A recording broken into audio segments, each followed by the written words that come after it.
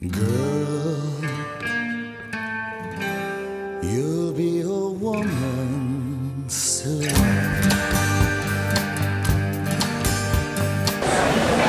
Kalau kita perhatikan betul filem noir ni, filem noir yang dipaparkan oleh Europe ataupun US, dia sangat serius. Dia investigation and all that. Tapi yang macam saya cakapkan tadi, saya nak mewarna tempatankan noir ni. So saya terpaksa masukkan elemen-elemen yang orang tempatan suka, ya.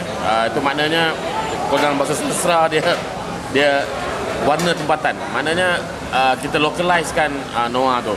That's why dalam noir, dalam Kala Malam Bulan Mengambang, kita ada unsur-unsur mistik, unsur-unsur tahyul dalamnya.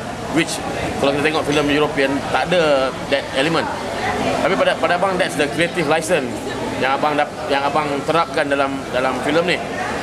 Creative license yang pada abang dapat membuka minda kepada penonton yang nomor filem kita yang terlampau square, you know, like tak boleh nak go out of the box, tak boleh nak be creative, because kita ada mindset yang kata film should be like this, which I think itu yang pantang pada seorang pengkarya. Dia lebih suka berkarya dulu, lepas itu baru self-censored.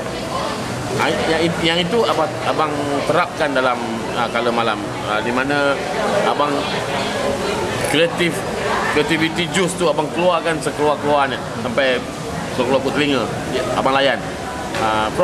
Lepas itu baru kita self-censored mana yang tak boleh. Tapi yang dilepaskan adalah yang unsur mistik tu, because abang tahu kita lokal dia suka akan tahyul dan mistik. Tapi ada dialog dalam cakap tu, kita dah 50, nanti kita nak merdeka, adakah kepala kita pun akan dibelenggu dengan tahyul after 50 tahun merdeka, But I think orang kita masih lagi not believe in tahyul, tapi suka menonton cerita tahyul, ataupun tahyul is inside us Malaysian. I love you so much, can't count all the ways I died for you, girl, and all they can say is he's not your kind. Pontianak dah overly done dalam cerita Malaysia. Abang rasa dah overly, which done it very beautiful. Yang Cumi buat, abang relief. Abang really suka Pontianak dia. Kalau abang buat Pontianak lagi, so orang pun nak tahu ada berapa banyak hantu lagi Melayu dia, kan. So abang rasa Jembalang salah satu hantu yang orang akan sebut Jembalang, tapi tak tahu macam mana bentuk dia. That's the creative license yang abang masukkan, Ada yang kata Jembalang sepatutnya ada kaki kuda ke, ataupun that's very absurd, like ada Suruhanjaya Jembalang lagi, macam Suruhanjaya zombie, kan, di tanah air ni, yang mengatakan zombie should be like this, zombie should be like that. Dan kepada Suruhanjaya tersebut, abang rasa nanti abang akan apply application untuk jadi salah seorang jawatan kuasa. They never get tired of putting me down, and I never know when I come around what I'm gonna find. Banyak filem-filem Alfred Hitchcock misalnya. Kalau kita perhatikan Noah Hitchcock, dia banyak twist and turn dia. Dia punya twist tu, plot, tak ada siapa yang tahu ke mana arah tuju dia. Macam itu juga dalam Kala Malam.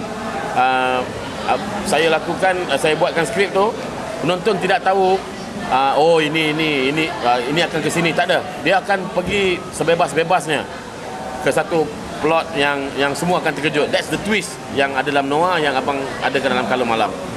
So biasanya filem dia ada 3 act, iaitu act 1, act 2, act 3.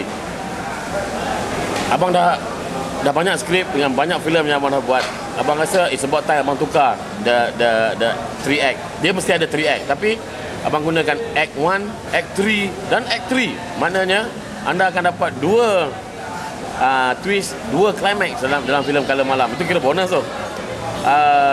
Kalau dalam, let's say, Pulp Fiction, ada yang kata Pulp Fiction tu Noah. Pulp Fiction, dia lakukan act dia adalah act 1, act 3, act 2. Pada abang itu lagi orang yang betul-betul faham dengan filem, yang akan really appreciate the switching of the plot, the act, the switching of the act. Dan apa yang melakukan dalam Kala Malam ni, abang bagi bonus, like act 1, habis act 1 adalah act 2 lah, terus act 3. Dan rupanya ada act 3 lagi besar climax dia di akhir cerita.